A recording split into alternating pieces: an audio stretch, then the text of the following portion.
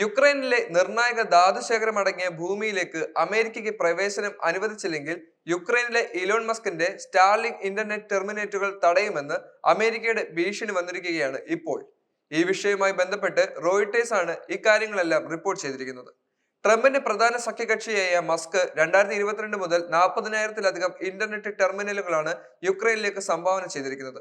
ഇവ യുദ്ധക്കളത്തിൽ യുക്രൈൻ സൈന്യം വ്യാപകമായി ഉപയോഗിക്കുകയും ചെയ്തിരുന്നു.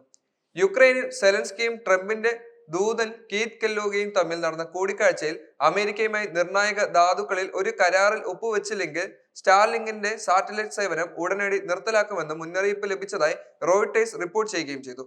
സ്റ്റാർലിങ്കിലാണ് യുക്രൈൻ പ്രവർത്തിക്കുന്നത്.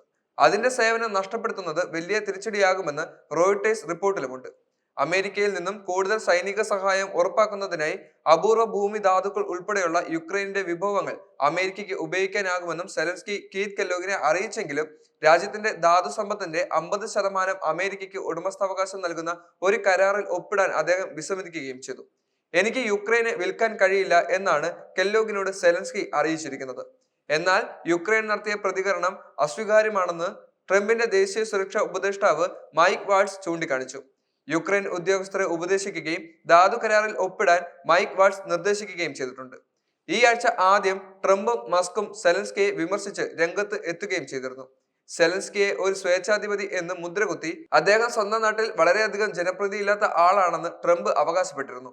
തന്റെ മുൻഗാമിയായ ജോ ബൈഡൻ നിർത്തിവെച്ച റഷ്യയുമായുള്ള നേരിട്ടുള്ള ചർച്ചകൾ പുനഃസ്ഥാപിക്കാനുള്ള തന്റെ തീരുമാനത്തിൽ പരാതിപ്പെടാൻ യുക്രൈന് കഴിയില്ലെന്നും ട്രംപ് വാദിച്ചു.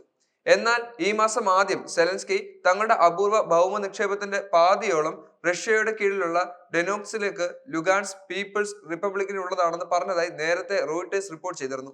ഈ ആഴ്ച ബ്ലൂംബെർഗിന്റെ റിപ്പോർട്ട് ജാവിയൻ ബ്ലാസ് വാദിച്ചത് യുക്രൈന്റെ ചെറിയ സ്കാൻഡിയം ഖനികൾ ഒഴികെയുള്ള മറ്റ് അപൂർവ ഭൗമ നിക്ഷേപങ്ങളൊന്നുമില്ല എന്നും ട്രംപിന്റെ കരാർ അതിശയപരമാണെന്നും ചൂണ്ടിക്കാണിച്ചിട്ടുണ്ട്.